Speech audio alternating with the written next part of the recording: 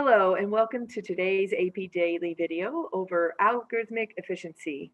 My name is Mrs. Julia Alano, and I teach at Hamilton Southeastern High School in Fishers, Indiana.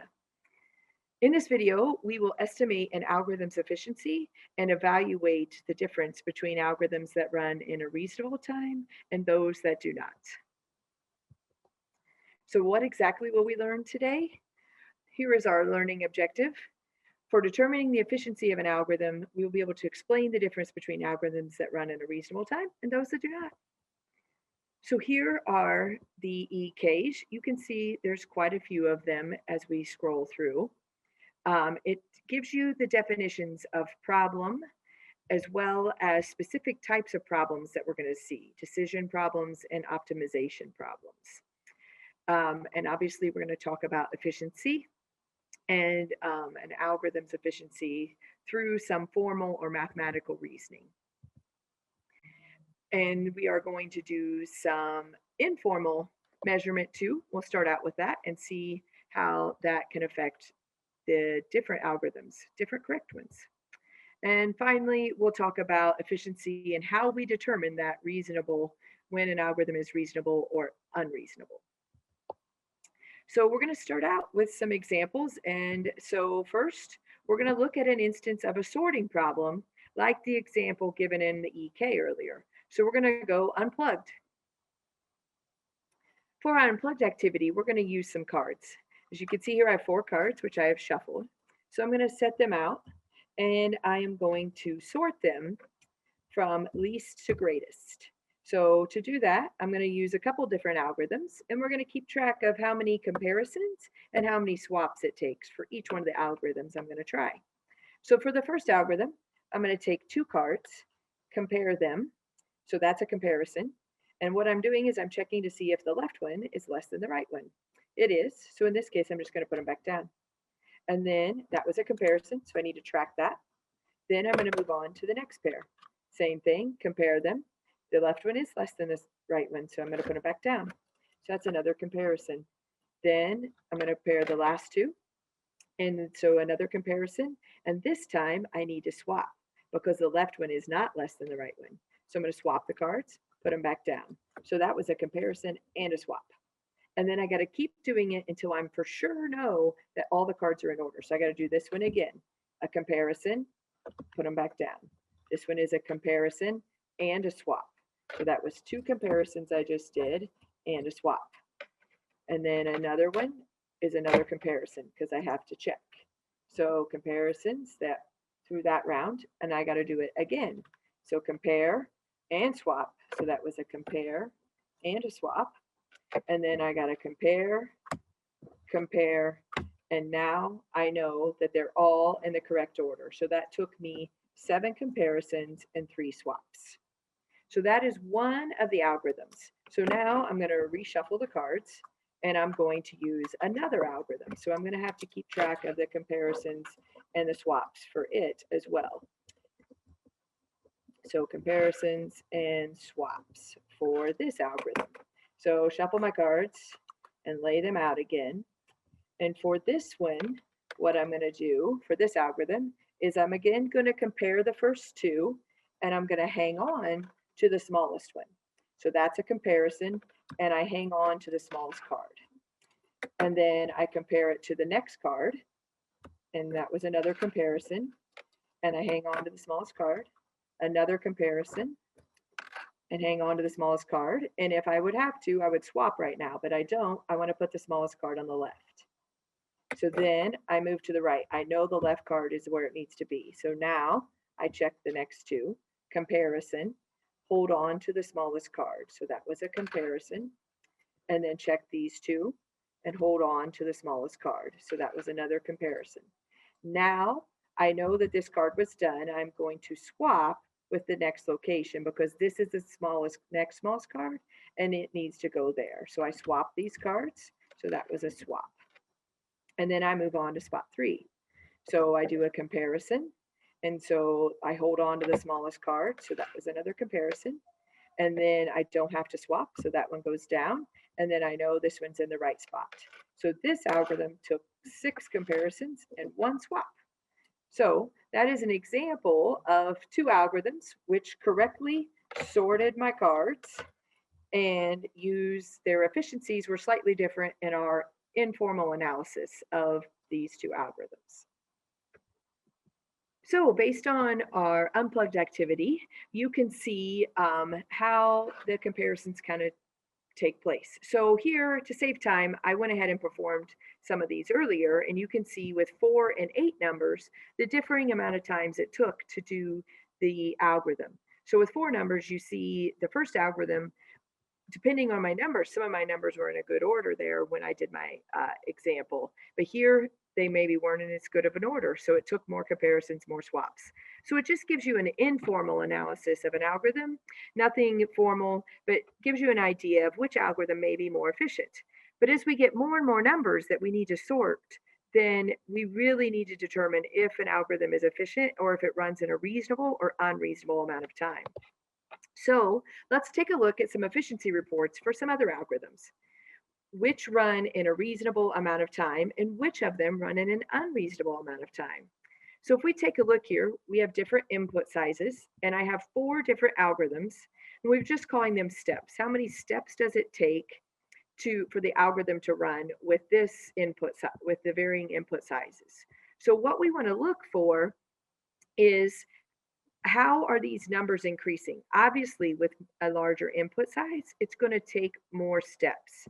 But are those numbers increasing linearly or just kind of not jumping dramatically, or are they going up in a exponential fashion? So what does all that mean? Let's take a look at a little bit more of exactly how these numbers, where they came from. So if we look at the first algorithm, we see that the input size is simply multiplied by 5. And so each of them just goes up by 5. So that is a linear type of situation. Here, we notice that these numbers are simply times 3. So it's 3 to the first and then 3 squared.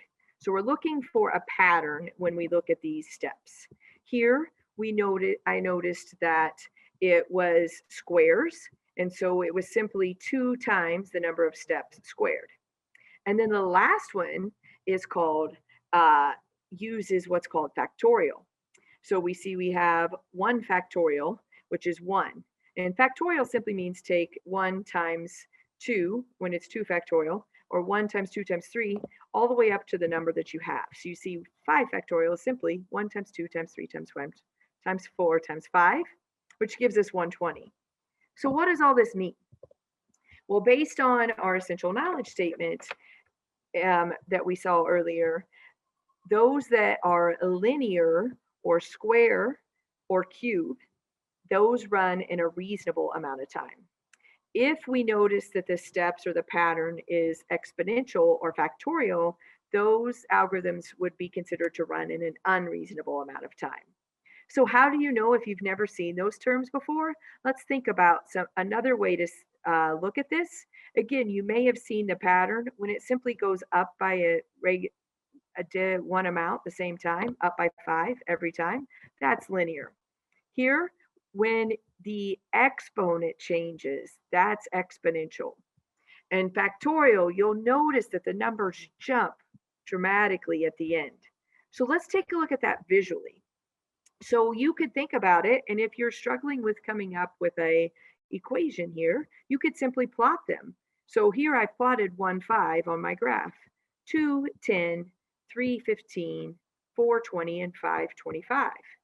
So you see that it clearly is a linear and it goes up the same amount every time. So each time we add 1 to the input, it just increases the amount of steps by 5. So that's a reasonable amount of time. Here, my last point almost goes off my slide.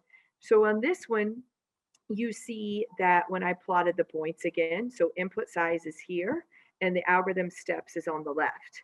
You see that when I plotted this one, the first few started out all right, but eventually we jumped dramatically. That's how you know it runs in an unreasonable amount of time. And so for our third algorithm, we see this is a square. So again, it's a reasonable one. So while it starts to increase It doesn't increase as dramatically, and it is simply just squaring the values. So it does go up and off the chart, but not as dramatically as exponential or factorial. So here we see factorial on the graph, and you see the jump from 4 to 5, how far that is and how dramatically it goes to almost a straight up from 1 when our input size just changes by 1. That's how you know it runs in an unreasonable amount of time. So whether you use the formulas or you use a graph, you should hopefully be able to determine if an algorithm runs in a reasonable amount of time or an unreasonable amount of time. So let's practice a couple questions on your own. So here's the first one. Which algorithm appears to run in an unreasonable amount of time?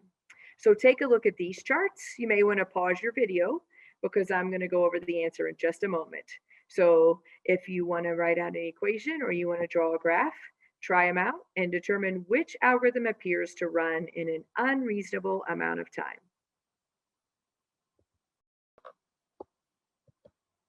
I looked for that jump and tried to find one that I thought had a big jump at the end to look for that unreasonable amount. And you see that I found algorithm 2 here has that exponential formula where they're all values of 4. I could just take them times 4 each time. And when I do that, I get up to a large number rather quickly. And so I looked for it and I wrote out the equation to check myself, and I determined that algorithm 2 is the algorithm here that runs in an unreasonable amount of time. Let's try another one. Again, if you want to pause your video and try it for yourself, please do. But the question is, which two of the algorithms appear to run in a reasonable amount of time? And this is similar to a question you could see on the AP exam where you have to pick 2 answers. So which 2 appear to run in a reasonable amount of time? Pause the video to determine if needed. So here we go. I've written out the formulas for each of them. And so since we're looking for reasonable, I noticed that here it was simply a nice linear equation where I take a number times the steps plus another number. So nice linear equation, if I graphed it, would give me a line. And algorithm 3 simply cubes the number. So I realized that 8 was 2 cubed, so I started to look for other values that were cubed. You can see I also wrote out the formula for the other 2 and noticed that those were exponential and factorial, which helped me to determine that algorithm 1 and 3 run in a reasonable amount of time. So what should we take away from this lesson? Remember that we're able to explain the difference between algorithms that run in a reasonable time and those that do not. So as we took a look at problems like sorting, those are determined as a decision problem. And then we also look at efficiency informally and a little more formally with our charts to see if we could determine which ones were run in a reasonable and an unreasonable amount of time. Thank you. Have a great day.